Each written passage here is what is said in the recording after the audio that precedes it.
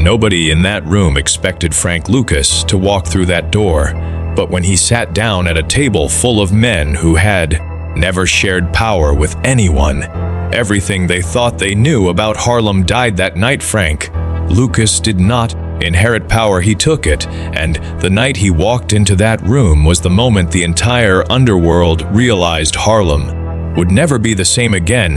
If you have never heard this story, hit subscribe, because what happened next will stay with you. Nobody in that room expected Frank Lucas to walk through that door, but when he sat down at a table full of men who had never shared power with anyone, everything they thought they knew about Harlem died that night. Harlem in 1968 was not a place that forgave mistakes. The streets had a memory longer than any courthouse record, and the men who ran those streets had even longer memories. Power in Harlem was not something you asked for.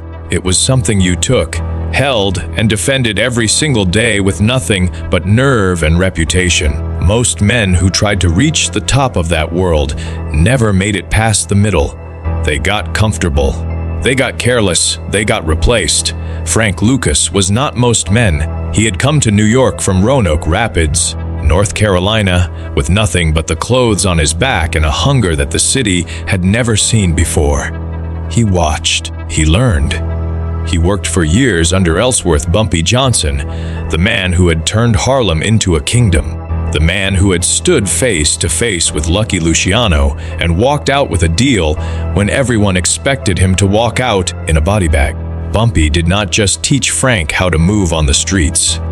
He taught him something far more valuable. He taught him how to think, how to see the board 3 moves ahead, how to sit still when every instinct told you to move.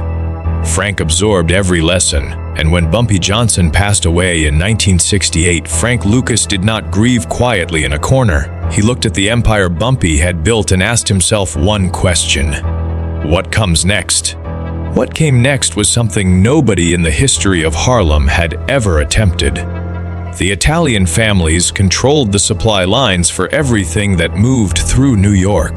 They had relationships overseas that went back decades, connections that no independent operator had ever been able to reach. Everyone who wanted product had to go through them. Everyone paid their prices. Everyone played by their rules. It was the system. It had always been the system, and Frank Lucas decided the system was going to change. He did not make noise about it. He did not send messages or make threats or gather men around a table and give speeches. Frank Lucas moved quietly. He reached out through channels that took months to build, contacts that cost favors he had been saving for years. He found a path that no one had found before him, a direct connection to sources in Southeast Asia that bypassed every middleman the Italian families had ever used. The quality was unlike anything Harlem had seen. The price was a fraction of what anyone had been paying, and Frank Lucas controlled every single step of it himself. By the time the families realized what was happening, Frank Lucas was already operating at a level that made him impossible to simply remove. He was not a street operator anymore. He was not someone who could be handled with a conversation or a warning. He had built something real, something that had weight and structure and reach. And that is when he did the thing that no one saw coming. He walked into a room he had not been invited into. A room where men sat who had spent their entire lives making sure people like Frank Lucas never had a seat at the table. He walked in anyway. The room was somewhere in Manhattan, a private space that had hosted decisions that shaped the entire underground economy of New York for 30 years. The men inside had names that made police commissioners nervous. They had connections that ran from City Hall to Washington. They had never in their careers sat across from an independent black operator from Harlem and treated him as an equal. That was not how their world worked. That was not how it had ever worked. Frank Lucas sat down. He did not wait to be acknowledged. He did not ask for permission to speak. He laid out what he had built, what he controlled, and what he was proposing. He was not asking to be let in. He was explaining why working with him was the smartest decision in the room. The numbers he presented were not rumors or projections. They were real. The operation he described was not a plan. It was already running. He had not come to negotiate from a position of need. He had come to offer something that every man in that room understood immediately was worth more than their pride. The silence that followed lasted longer than any silence in that room had lasted in years. These were not men who were easily impressed.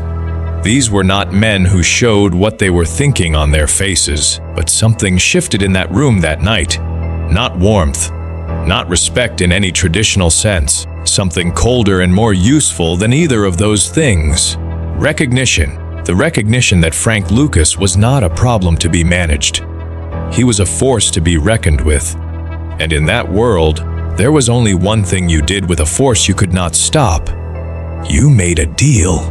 Frank Lucas walked out of that room with an arrangement that no black operator in the history of New York had ever secured, not because they gave it to him, because he made it impossible for them to say no. He had not come in with a weapon.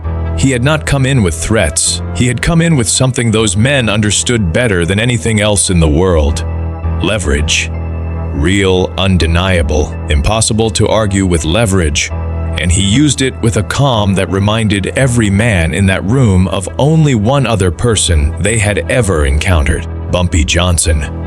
What happened after that night changed Harlem in ways that are still felt today. Frank Lucas did not just build a business. He built a system that operated with a discipline and precision that rivaled anything the established families had ever run. He employed people from his own community.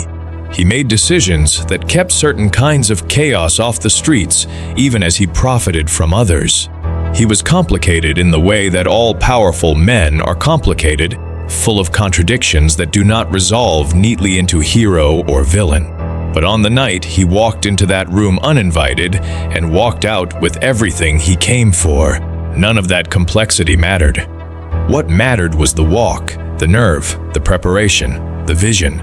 The refusal to accept that the ceiling someone else built for you was the ceiling you had to live under. Frank Lucas looked at a door that had been closed to men like him for generations. And he did not knock. He walked through it. And Harlem has never forgotten what that looked like. Frank Lucas was eventually arrested in 1975 and cooperated with federal authorities, providing information that led to the prosecution of dozens of corrupt law enforcement officers across the New York metropolitan.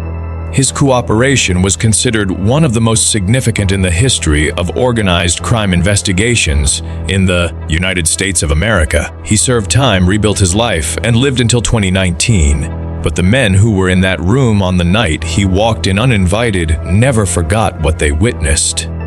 Not the deal, not the numbers, the walk. The way a man from Roanoke Rapids, North Carolina, sat down at the most powerful table in New York and never once looked like he did not belong there. That is the thing about real power. It does not ask for a seat. It brings its own chair. If this story moved something in you, if you felt what it means to walk into a room the world says you do not belong in and own it completely, then you already understand why this channel exists. We are here for the stories that history books leave out, the moments that shaped cities, changed power structures, and proved that the rules only apply to the people who agree to follow them. Hit the subscribe button right now because the next story we are telling is even more unbelievable than this one. Drop a comment below and tell us, have you ever walked into a room where nobody expected you and changed the outcome completely? Turn on your notifications because these stories drop every single week and you do not want to miss what is coming next.